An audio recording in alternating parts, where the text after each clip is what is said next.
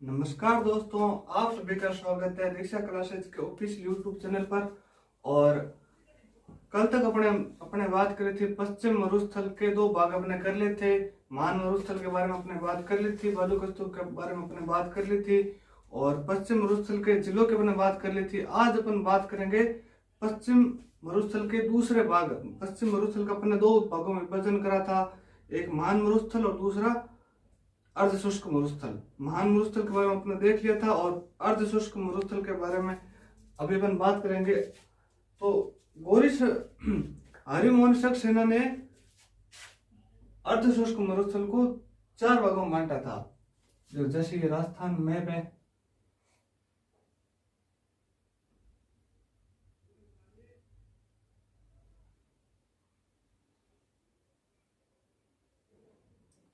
और यहाँ पर महान मरुस्थल के 4 जिले आ गए थे, बीकानेर, जैसलमेर, जोधपुर और बाड़मेर। इसके अलावा यहाँ पर आ जाएगी अपने अरावली। अरावली यहाँ पर है, जलोर भी, जलोर बाड़मेर, पाली, ये सभी अर्ध शुष्क में आ जाएंगे। और इधर अगर सिरोही देखें तो सिरोही में अरावली पर्वतमाला का सबसे ऊंचा भाग वहीं पर है, तो सिरोही अरावली पर्वतमाला भाग में आ जाएगी। और अभी अपन अर्ध शुष्क मरुस्थल के 4 भाग करेंगे। तो यहाँ पर अपन टॉपिक रहेगा अर्ध शुष्क मरुस्थल का उपविभाजन।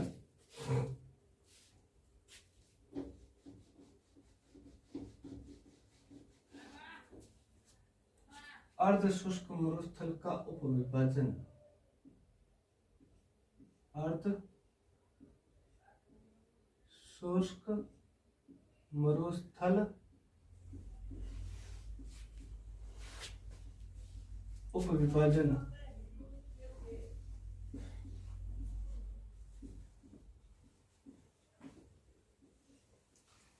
इस टॉपिक पर अपन थोड़ा बाद में बात करेंगे। पहले अपन जैसे पश्चिम मरुस्थल के 2 भाग है, महान मरुस्थल और अर्ध शुष्क मरुस्थल। महान मरुस्थल को शुष्क मरुस्थल कहते हैं।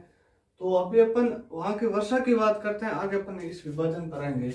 जैसे ये राजस्थान का मैप है,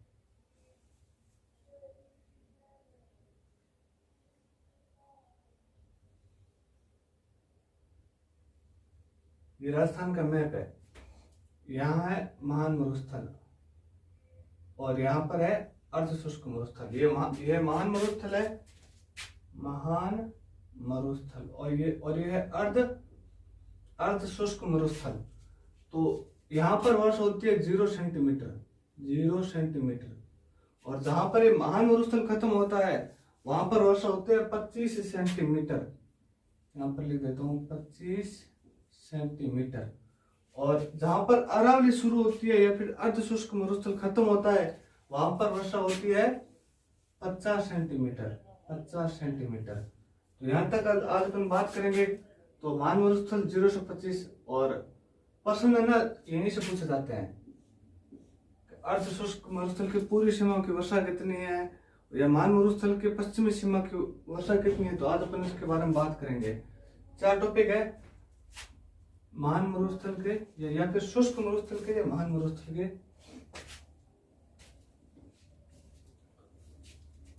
शुष्क या महान मरुस्थल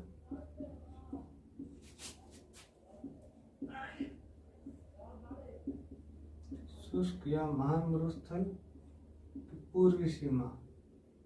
ये पहले पश्चिमी सीमा करेंगे,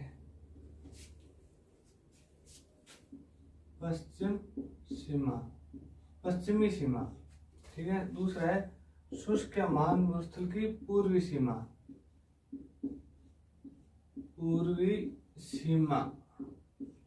तीसरा है अर्ध शुष्क मरुस्थल की पश्चिमी सीमा, अर्ध शुष्क मरुस्थल की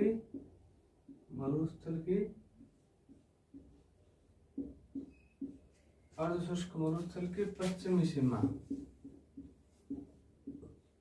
और चौथा है अर्ध शुष्क मरुस्थल की पूर्वी सीमा।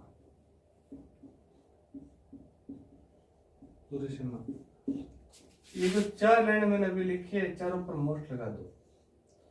यहीं से प्रश्न पूछे जाते हैं। अभी बात करें महान मरुस्थल की पश्चिम सीमा, यानी कि ये है, और यहाँ पर 0 सेंटीमीटर है, तो अपन यहाँ पर लगा देंगे 0 सेंटीमीटर।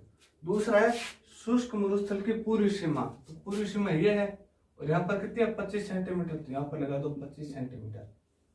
फिर अगर हम बात करते हैं अर्ध शुष्क मरुस्थल की पश्चिम सीमा, तो ये अर्ध शुष्क मरुस्थल है और ये पश्चिमी भाग है, तो यहाँ पर कितनी है 25 सेंटीमीटर, तो यहाँ पर भी अपन लिख देंगे 25 सेंटीमीटर। और अर्ध शुष्क मरुस्थल की पूर्वी सीमा, और ये अर्ध शुष्क मरुस्थल है और ये पूर्वी भाग है, तो यहाँ हो गई 50 सेंटीमीटर, तो यहाँ पर अपन लिख देंगे 50 सेंटीमीटर। और एग्जाम में ये पूछ जाता है, तो एक बार अपन वापस रिवीजन कर लेता है। शुष्क मरुस्थल की पश्चिम सीमा है 0 सेंटीमीटर, शुष्क मरुस्थल की पूर्वी सीमा है 25 सेंटीमीटर, अर्ध शुष्क मरुस्थल की पश्चिम सीमा है 25 सेंटीमीटर, और अर्ध शुष्क मरुस्थल की पूर्वी सीमा है 50 सेंटीमीटर। और ये मोस्ट है। आगे अपन बात करेंगे अर्ध शुष्क मरुस्थल के उपविभाजन के। आगे अपन बात करें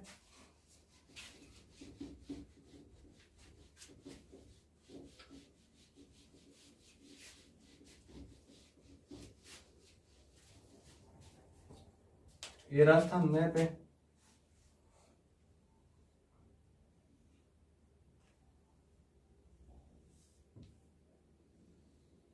ये राजस्थान मैप है। अब अपन अर्थ यहाँ पर आ जाएगा महान मरुस्थल यहाँ पर, और यहाँ पर आ जाएगा अरावली, झुंझुनू के पास से होकर सिरोही तक। जैसे ये जो इलाका है ना, ये पूरा का पूरा इलाका जो है अर्ध शुष्क मरुस्थल में आएंगे। और अर्ध शुष्क मरुस्थल 4 भागों में बंटा हुआ है। पहला भाग है घग्गर बेसिन, दूसरा है कांतली बेसिन, तीसरा नागौर उच्च भूमि, और चौथा भाग है अपना ये बाड़मेर वाला ये इलाका है, तो लूणी बेसिन कहते हैं, गोडवार प्रदेश भी कहते हैं इसको। तो यहाँ पर आ जाएगा, जैसे यहाँ पर अपना गंगानगर हनुमानगढ़ है ना, घग्गर बेसिन पहला भाग है घग्गर बेसिन। दूसरा भाग है अपना कांतली बेसिन, कांतली नदी के बहाव का क्षेत्र कांतली बेसिन, कांतली बेसिन। अर्ध शुष्क मरुस्थल का तीसरा भाग है नागौरी उच्च भूमि। इसमें नागौर के अलावा अजमेर का थोड़ा भाग आ जाता है, नागौरी उच्च भूमि, नागौरी उच्च भूमि। और यहाँ पर आ जाएगा अपने जालोर पाली ये इलाका है ना, ये आ जाएगा लूणी बेसिन। लूणी बेसिन बाढ़ में आ जाएगा, जालोर आ जाएगा, पाली आ जाएगा, लूणी बेसिन।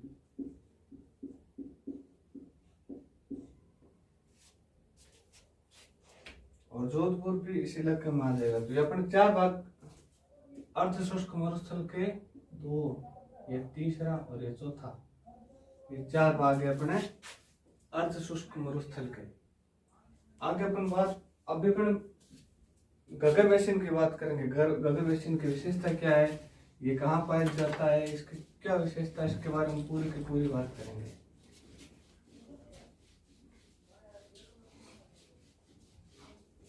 पहला प्रश्न ये है कि घग्गर बेसिन कहाँ का पाया जाता है, तो पहला टॉपिक अपना यह है घग्गर बेसिन। घग्गर बेसिन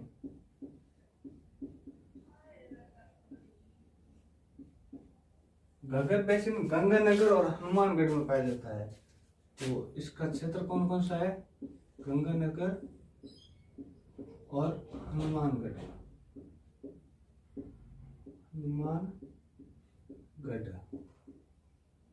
और गंगानगर और हनुमानगढ़ सर्वाधिक सिंचित क्षेत्र है। तो ये क्या है, सर्वाधिक सिंचित क्षेत्र है, सर्वाधिक सिंचित क्षेत्र है। और सर्वाधिक सेम की समस्या इस घग्गर बेसिन वाले इलाके में रहती है, और विशेष तौर पर सेम की समस्या हनुमानगढ़ के बड़ोपल इलाके में रहती है, बड़ोपल गांव में रहती है। तो सर्वाधिक सेम की समस्या राजस्थान में, सर्वाधिक सेम की समस्या घग्गर बेसिन में है। सर्वाधिक सेम की समस्या बड़ोपल हनुमानगढ़, बड़ोपल हनुमानगढ़,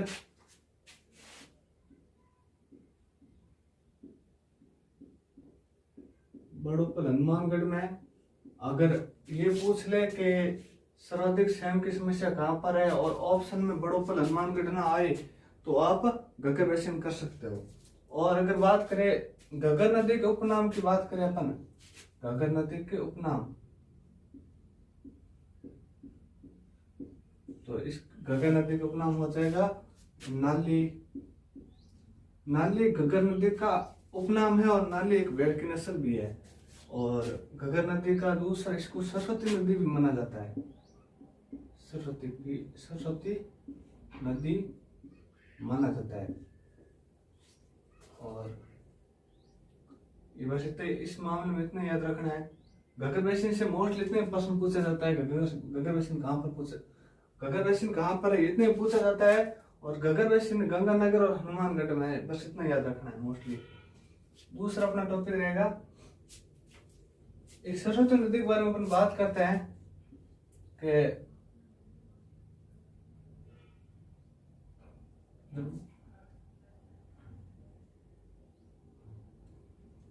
जब बाड़मेर इलाके में बाढ़ आई थी ना 2006 में, जिसको राजस्थान जलवायु परिवर्तन वर्ष माना जाता है, उस समय वैज्ञानिकों ने खोज करी कि ये पानी आया कहाँ से। फिर कुछ जैसे केस वाल्द समिति ने एक स्लोगन दिया था कि सरस्वती मिथ्या नहीं, सरस्वती मिथ्या नहीं, मिथ्या नहीं वास्तविकता है, वास्तविकता है। ये बात बोली थी केस वाल्द ने, जिसने प्रोजेक्ट सरस्वती अभियान चलाया था और ये एग्जाम में पूछा जाने वाला है। तो कौन सा निकला था, प्रोजेक्ट सरस्वती अभियान के तहत केस वाल्द ने बोला कि सरस्वती मिथ्या नहीं, सरस्वती नदी मिथ्या नहीं वास्तविकता है। और इसके बारे में, और सरस्वती नदी को जिंदा नदी का भी दर्जा मिल चुका है, जिस प्रकार गंगा नदी को मिला ना उसी प्रकार प्रोजेक्ट सरस्वती। आगे अपन दूसरे इलाके की बात करेंगे, कांतली बेसिन। कांतली नदी का इलाका चूर, सीकर, झुंझुनू, शेखावटी क्षेत्र है, वहीं पर कांतली नदी बहती है, इसके बारे में अपन बात करेंगे।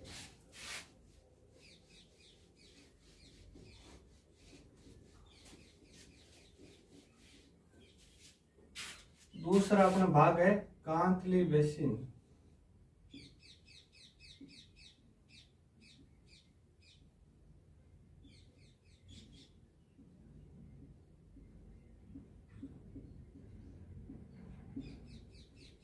कांतली बेसिन, कांतली बेसिन चूरू, सीकर, झुंझुनू में बहती है। कांतली बेसिन का इलाका कहाँ पर है, चूरू, सीकर और झुंझुनू, ये कांतली बेसिन के इलाके हैं। बाकी चूरू और बीकानेर में कोई नदी है ही नहीं। झुंझुनू, कांतली नदी खुद ना चूरू के एकदम सीमा पर आकर खत्म हो जाती है, इसीलिए चूरू में कोई सीमा नहीं, कोई नदी नहीं है। और बीकानेर इलाके में भी कोई भी नदी नहीं है। लेकिन अभी अपन बात करते हैं बेसिन। कांतली तो नदी का नाम हो गया। अभी आप सोचो कि बेसिन क्या है, तो बेसिन किसको कहते हैं ये बता देता हूँ। बेसिन का अर्थ है नदी का प्रवाह क्षेत्र। बेसिन का अर्थ है नदी का प्रवाह क्षेत्र, प्रवाह क्षेत्र। बेसिन को कहते हैं नदी का प्रवाह क्षेत्र। बेसिन का अर्थ हो गया, कांतली खुद नदी है, ये कंफ्यूजन आपको दूर हो गया। कांतली बेसिन इलाका कौन कौन सा है, चूरू, सीकर, झुंझुनू में है। आगे इसके बारे में अपन बात करते हैं।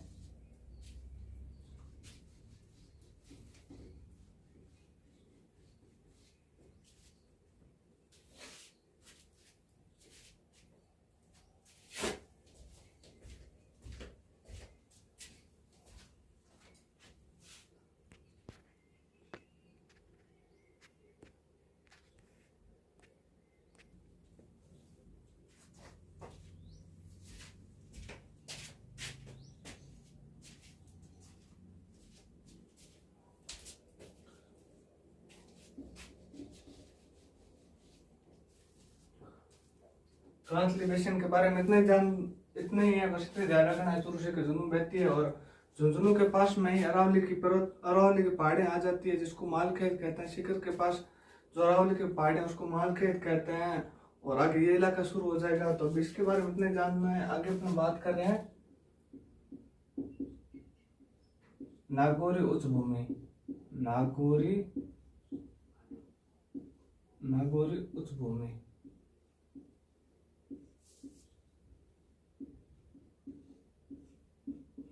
नागौरी उच्च भूमि, नागौरी उच्च भूमि, नागौर को उच्च भूमि इसलिए कहते हैं क्योंकि आसपास के इलाके से नागौर थोड़ी ऊंचाई पर है, इसलिए इसको कहते हैं नागौरी उच्च भूमि। और यहाँ का जो जल है ना, वो फ्लोराइड पर का जल है। जैसे कि यहाँ का जो जल है वो है फ्लोराइड युक्त है। फ्लोराइड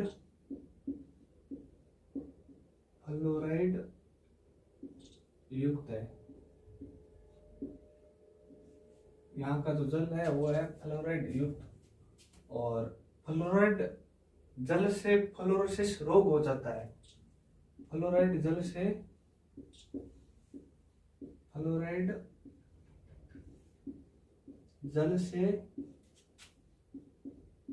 फ्लोरोसिस रोग हो जाता है। फ्लोरोसिस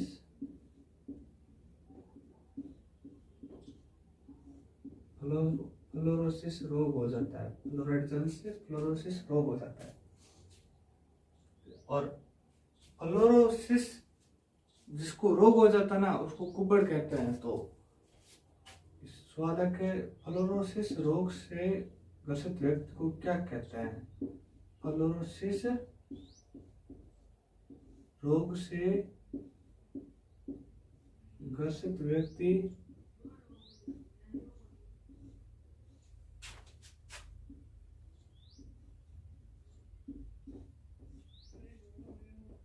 उसको कहते हैं कुबड़ या फिर उसको कहते हैं कुबड़ या उसको कहते हैं बांकी। अभी एग्जाम में पूछा जाने वाला प्रश्न यह है कि कुबड़ या बांकी पट्टी कहाँ पाई जाती है। तो सवाल है कुबड़ या बांकी पट्टी कहाँ पाई जाती है? कुबड़ अथवा बांकी पट्टी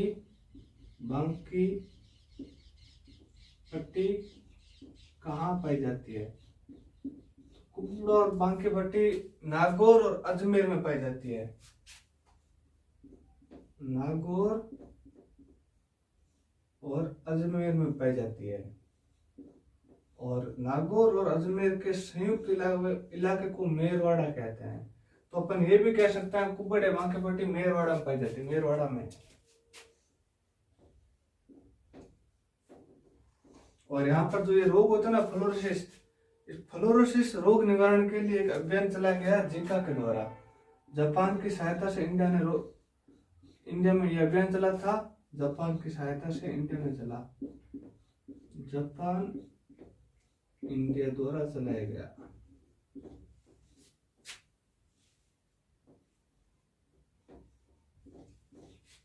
ये इतनी बात है अपनी नागौर उच्च भूमि कितनी। और इलाके की बात करें तो नागौर तो पूरा नागौर उच्च भूमि में आ जाएगा। इसके अलावा अजमेर भी आएगा। पाली का थोड़ा शीशा आ जाएगा। इतने इलाके आ जाएंगे नागौरी उच्च भूमि में। और जोधपुर का भी थोड़ा सा इलाका आ जाएगा, क्योंकि जोधपुर महान मरुस्थल में है और इसमें भी थोड़ी एक होता है, इसलिए है वो नागौर उच्च भूमि में भी आ जाएगी। यह बात कर। अभी चौथा अपना पार्ट है लोण बेसिन।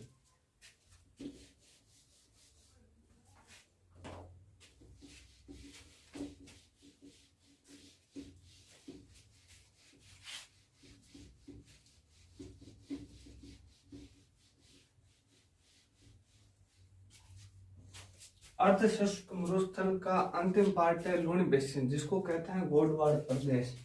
तो यहाँ पर लिखते हैं लूणी नदी का बहाव क्षेत्र गोडवाड़ प्रदेश एक ही चीज है।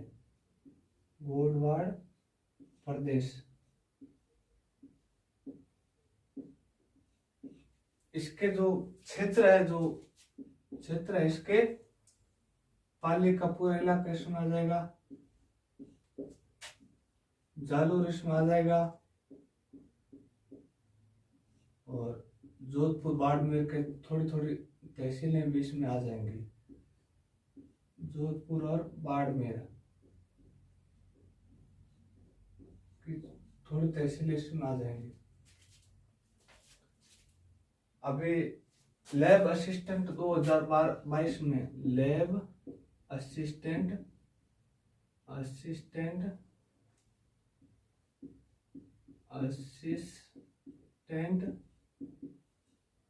2022 में एक सवाल पूछा गया कि गोडवाड़ सर्किट में कौन कौन से इलाके पाए जाते हैं। तो गोडवाड़ प्रदेश में तो ये 4 इलाके हैं, जबकि गोडवाड़ सर्किट में इलाके हैं पाली, जालोर, सिरोही और बाड़मेर, सिरोही और बाड़मेर।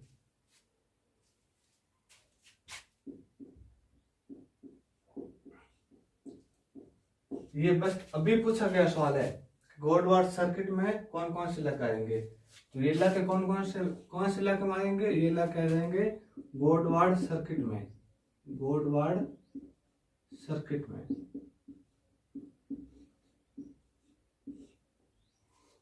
तो आज हम बात कर चुके हैं अर्धशुष्क मरुस्थल के उपविभाजन कर चुके हैं। यहाँ पर वर्षा कितनी होती है, इसमें इलाके कौन से आते हैं, कौन कौन सी नदियां हैं, कौन कौन सी समस्या है, नागरुच भूमि कहाँ पर है, घग्गर बेसिन कहाँ पर है, कांतली कहाँ पर है, लुणी बेसिन कहाँ पर है, ये इसके बारे में अपन बात कर चुके हैं।